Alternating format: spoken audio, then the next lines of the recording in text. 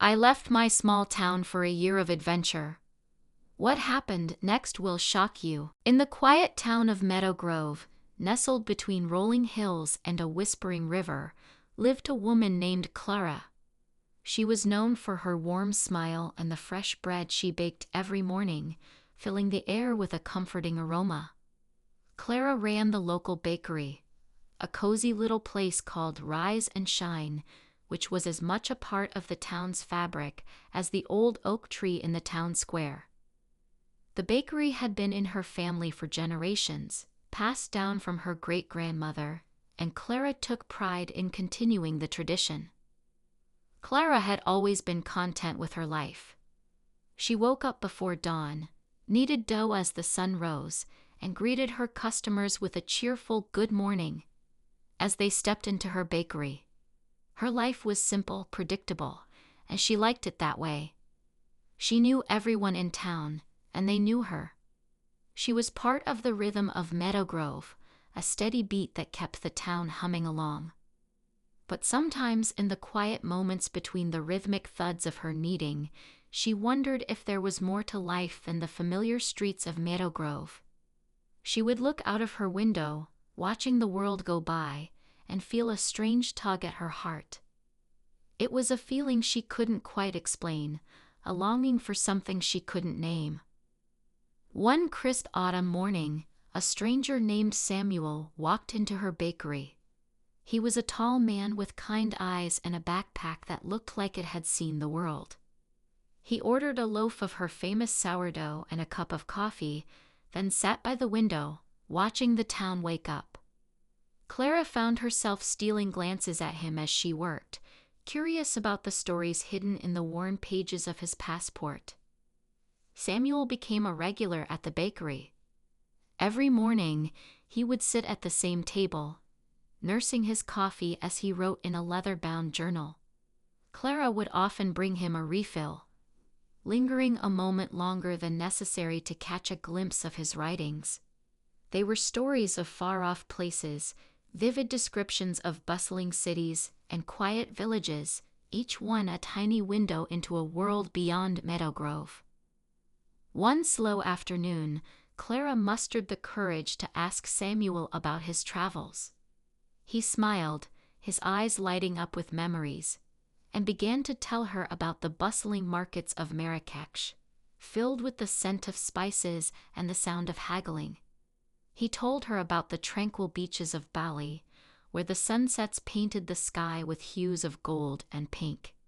He told her about the vibrant streets of Rio de Janeiro, filled with music, dance, and life. Clara listened, her eyes wide with wonder, her heart pounding with a longing she hadn't known existed. She hung onto every word, every description, every story. She imagined herself in those places, tasting those flavors, experiencing those cultures. It was a world away from Meadowgrove, a world she had only ever glimpsed in books and movies. "You should see it for yourself," Samuel said, noticing the spark in her eyes. "The world is a big place, full of adventures waiting to happen." Clara laughed softly. "I could never leave Meadowgrove. This bakery, it's my life. It's been in my family for generations. I can't just abandon it." Samuel looked at her, his gaze steady and serious. "This bakery is a part of your life, Clara, but it doesn't have to be your whole life. You deserve to explore, to experience, to live. And who knows? Maybe you'll find a way to bring the world back to Meadowgrove." His words echoed in her mind long after he left. That night, as she lay in bed, she couldn't shake off the restlessness she felt. She thought about the stories Samuel had shared, the places he had seen, the lives he had touched. She thought about her own life, about the comforting familiarity of Meadowgrove, about the bakery, about the quiet contentment she had always known. And for the first time, she wondered if it was enough. Days turned into weeks, and Clara found herself looking at the world with new eyes. She noticed the way the sun painted the sky with hues of orange and pink as it set, the way the river whispered secrets as it flowed, the way the old oak tree stood tall and proud, its roots firmly planted yet its branches reaching out, exploring, growing. She realized that she, too, could be like that tree, rooted in her home, but branching out into the world. One morning, as Samuel sat at his usual table, Clara handed him a small box. Inside was a collection of her favorite recipes, written in her neat handwriting. "I want to see the world, Samuel," she said, her voice steady with determination. "I want to taste the flavors of different cultures, learn their stories, share mine. And I want to bring it all back here, to Meadowgrove." Samuel looked at her, a slow smile spreading across his face. "I thought you'd never ask," he said, standing up and offering her his hand. "Let's explore the world together, Clara." And so Clara closed the bakery for the day, leaving a note on the door that read, "Gone on an adventure. Back soon with stories and new recipes." She took Samuel's hand, her heart pounding with excitement and a touch of fear. But she was ready. Ready to step out of her comfort zone, ready to embrace the unknown, ready to live. Their first stop was Paris, the city of lights.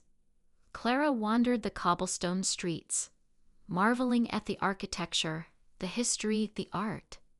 She tasted croissants from a small bakery tucked away in a quiet alley, the buttery flakes melting in her mouth.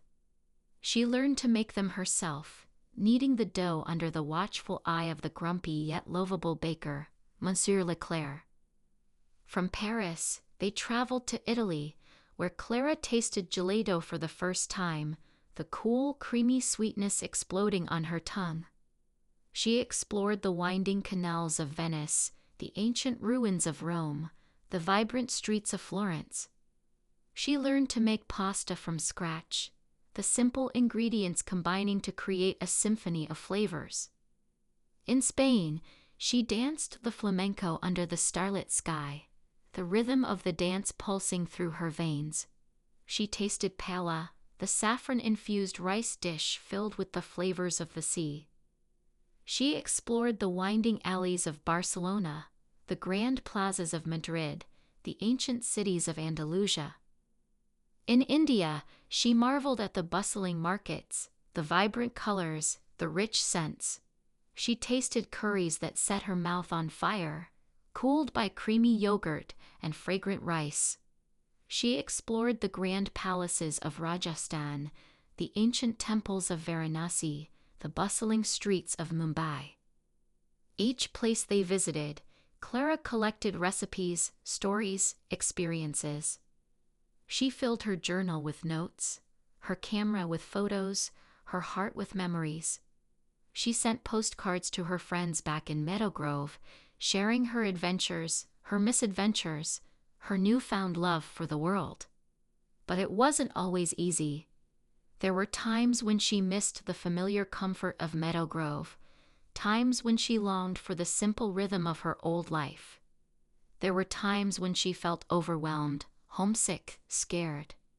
There were times when she wondered if she had made a mistake, if she should have stayed in the safety of her small town.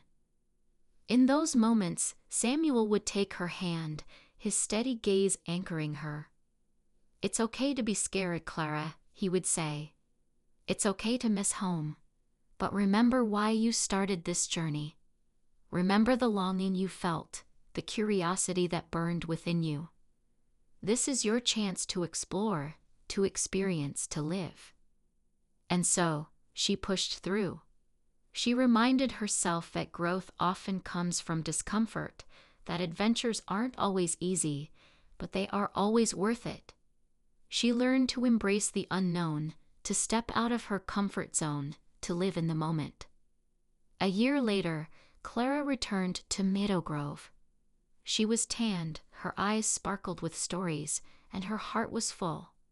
She reopened the bakery, but it was no longer just a place for fresh bread and warm smiles. It became a hub of stories, a window into the world, a testament to Clara's journey. She renamed it Bread and Tales, and every loaf, every pastry, every cup of coffee came with a story, a memory, an adventure. The townsfolk would gather, eager to hear her tales, to taste her new creations, to live vicariously through her experiences.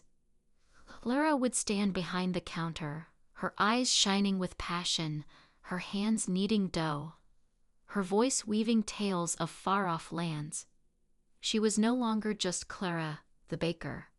She was Clara, the explorer, the storyteller, the dreamer. And Samuel? He stayed in Meadowgrove, writing his stories, living his adventures, loving Clara.